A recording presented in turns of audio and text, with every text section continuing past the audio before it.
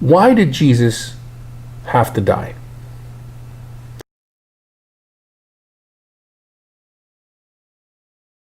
Palm Sunday draws from the Synoptic Gospels.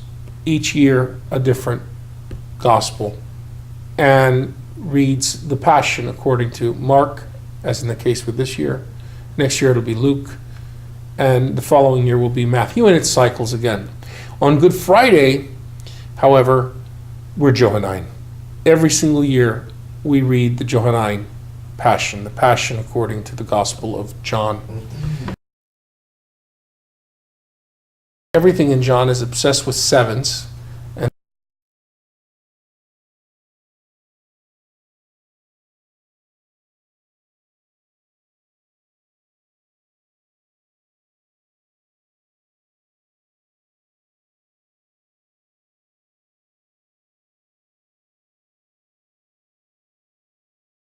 you can break down the Johannine Passion account into 3 acts of 7 scenes. If you take the whole thing, that's 21 scenes.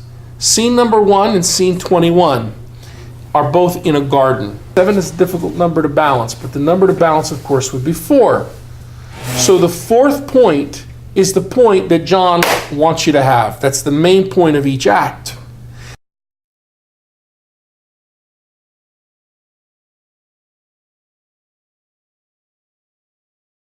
Each act is divided into 7 scenes.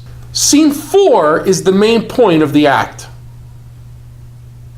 If you've got 3 acts, right? You got 3 acts, then the absolute center of the whole schmear is scene 4 of Act 2. This is the whole point John wants to tell us for the whole Passion.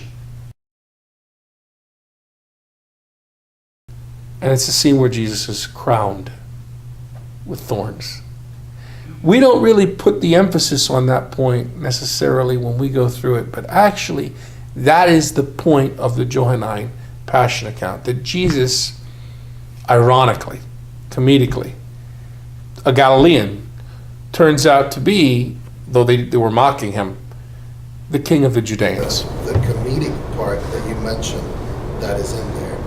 So many times I've read it, and I just don't see it. Yeah. And I don't think a lot of Westerners. Ironic. I don't know how comedy. Ironic. Okay. It's comedy in a more ancient. Where he was born, where he's from. Is that the ironic part? The comedic part? For John, right, who doesn't go into any earthly origins of Jesus. Jesus is a sky vault man. Okay. The Johannine Jesus is in complete control. Okay. It's Pilate in John who's on trial, not Jesus. Nobody takes Johannine Jesus' life, but he lays it down of his own accord. But in the Synoptics, he's crying out. You know, this is a hard. There is a Jesus in John is just in total control. Even he dies on his own call. Right. Right. He says, then when all these things were fulfilled, he says, I thirst. And then he breathes the Spirit on the unnamed mother and the unnamed disciple, and then he dies. He dies on his own call. Nobody kills Jesus. In Mark, that isn't how it is in the Synoptics. Synoptics, he's executed, and it's a real execution, not something Jesus. I mean, he willingly goes along with it, but it's different. It's substantial. There's a lot of irony in the Johannine narrative, and there's a lot of irony in the Johannine Passion.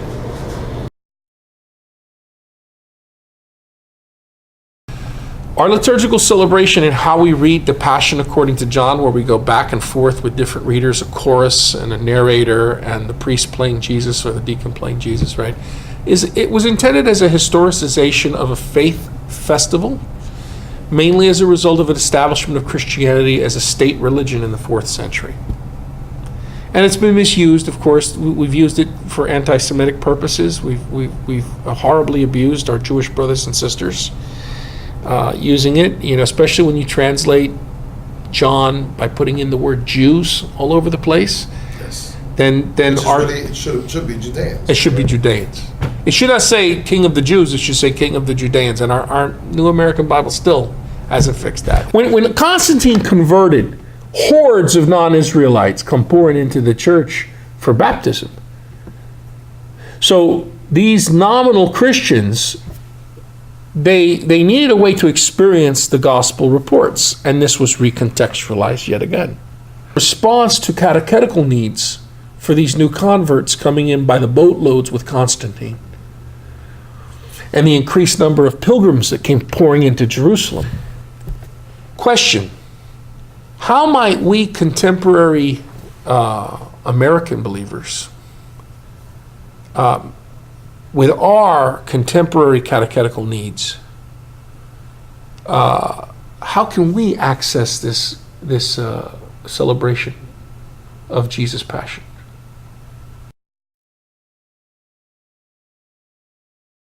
It's difficult. Jesus is a real Mediterranean hero. And a real Mediterranean hero is a male that has been properly brought up by his father and the males in his village to take any beating without complaining. That's reflected in the text we read in Hebrews, which says, even though he was a son, and our English translation is terrible, it's actually precisely because he was son. Every Mediterranean listener, male listener, would understand what that means. A Mediterranean male is conditioned in his upbringing to take any abuse without complaining, to defend the honor of his family. Stoic suffering of pain taught through the physical disciplining of sons is an abiding value in that culture. Again, I'm reminded of the martyrs of ISIS, that those men of personality, males, suffered, and how they suffered in that stoic silence. In the Middle East, even today, the fusion of love and violence is reflected in the belief that, quote, those whom God loves, he chastises. Imagine a woman suffering bone cancer. Would it be in this culture, would it be pastoral to tell her, those whom God loves, he chastises?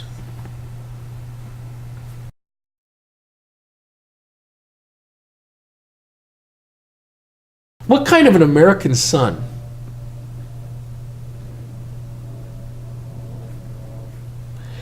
would suffer such horrible abuse because his father would want that? It doesn't compute. It doesn't compute. So this is a difficulty that we have.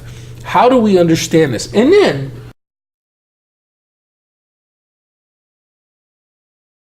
Jehovah the Hutt. A vicious, sadistic guy who just wants his pound of flesh. He's been offended. Somebody has to pay the price. My Mediterranean son will be the one that pays the price. Send him in. Now we have to relate those sentiments to the repeated and emphatic emphasis given in Proverbs 13 verse 24, 19 verse 18, 22 verse 15, 23 verse 13 to 14, 29 verse 15 and verse 17, and Sirach chapter 30, about how Israelite males are to be brought up. And you see they go really well together. It doesn't compute for us. The image resulting from these segments of Old Testament literature is shocking to Westerners. Something very much in line with the ideal Mediterranean male, the hero. When in the synoptic version in Mark's Passion, I'm going away from John for a moment, the centurion, he says, surely this was a son of God. What he meant by that was, surely this is a Mediterranean badass. He could take that without, he wasn't confessing anything like, I believe in Jesus as the hypostatic union, I believe he's the Deus Homo, I believe he's the second person of the Trinity. That's not what he meant by that. What he meant was, this is an ideal Mediterranean male. He died honorably. If you're a male or a female in the United States, can you identify with that? No. It's very difficult. What American son would hang on a cross submitting to his father's desire for him to do that? A Western person would wonder why Jesus doesn't flee. Why doesn't he get out from this predicament? So we have to take the incarnation very seriously and realize that some of this stuff doesn't translate directly, but only sacramentally. Maybe in our time we can think about our sufferings. We don't value our sufferings the same way, do we? No. We medicate them away. But we do have suffering though. And it's mysterious. And people go through pain and try to look for meaning. Perhaps we can find in the Spirit unity with the sufferings of Christ.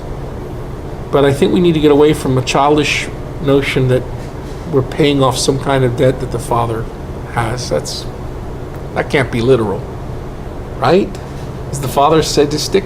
That's a developed theology. Yeah.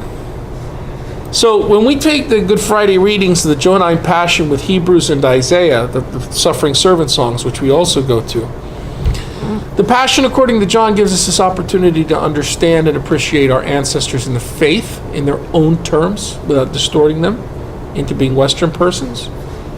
We shouldn't be shocked and ashamed. God meets people where they're at, and God met our ancestors where they were at. They are our ancestors, and we shouldn't be ashamed of them. We shouldn't be ashamed of the in in inspiration or the in incarnation. And we should be grateful for what they tell us, because it gives us a better understanding of Jesus as well. Taking the in and inspiration seriously means taking the in and incarnation seriously, considering Jesus as a real Mediterranean hero. And what that means. Now, for us, pain. A cancer patient told one of the context group of scholars once, hanging on a cross for 3 hours, hanging on a cross for 6 hours, try bone cancer.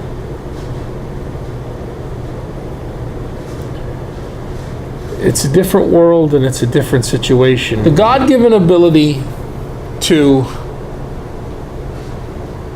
that we have in our culture, not only to assuage physical pain, but also to eliminate it through morphine, spinal taps, different anesthetics, and so forth, challenges our notion of redemptive suffering. When I look at the advancements of scientific Western medicine, we see that we have made it possible to eliminate physical pain and suffering. We have been able to render physical pain and suffering little more than a nuisance. Well, that has serious implications for the traditional view of redemptive suffering. How can preachers and liturgical planners help American worshipers to appreciate the perspective of John about Jesus' passion and death?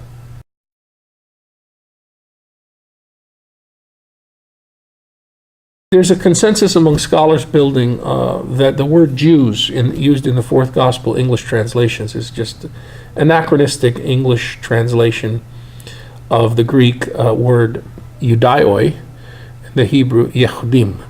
That these should not ever be translated Jews. There are no Jews in the fourth gospel. There are Judeans in the fourth gospel, and or Judaic people.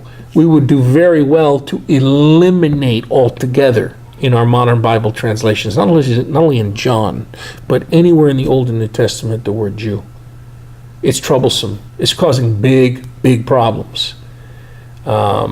It's anachronistic. It's just an issue. It's a big issue. Also along these lines, we could also talk about supersessionism. Sometimes when you hear modern Christian apologists a lot, I can think of some names, and a lot of triumphalistic neo-Orthodox Catholics programming and social media. The Old Testament is treated as something that only has value and meaning if the New Testament is there to tell you what the meaning is. Is that really how our Jewish brothers and sisters use these texts? They don't call it the Old Testament, they call it, right, their Tanakh. Is that how our Muslim brothers and sisters use these texts? Saying it's void of meaning until, Jesus comes along and that's it, then that's the meaning right there. I think that's a problem. That's supersessionism. That idea, right, that, and it's a big tendency we have as Christians, that we only see the Old Testament as having value if it is fulfilled and surpassed in the New Testament. What do Isaiah's songs of the suffering servant that we read on Good Friday mean to contemporary Jewish worshipers? And how does that compare with how we contemporary Christian worshipers treat these songs? And some fundamentalists use them as proof texts. So that's talking about Jesus exactly, you know. Or is it talking about Israel collectively in its literal sense? Since prophecy is not about predicting the future, but rather proclaiming God's will for the here and now. And if Isaiah's talking about these, it's Deutero-Isaiah, and he's writing these songs sometime 400 BC, then that was, what was the here and now for them? That then later messianic groups in the first century applied to Jesus and saw fulfilled in Jesus. That's a different way of looking at it. Not as some kind of Nostradamus schema.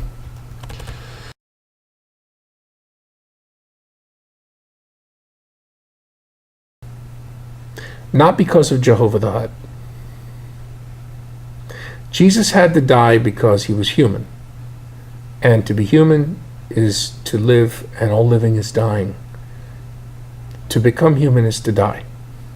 You can't be fully human unless you die. Why did he have to die that way? Not because of Jehovah the Hutt. Not because of some sadistic plan. He had to die that way because that's what we inauthentic, broken, and what we call sin do when we see authentic humanity. We tear it apart. Why did he have to rise? Because love doesn't fall into a void.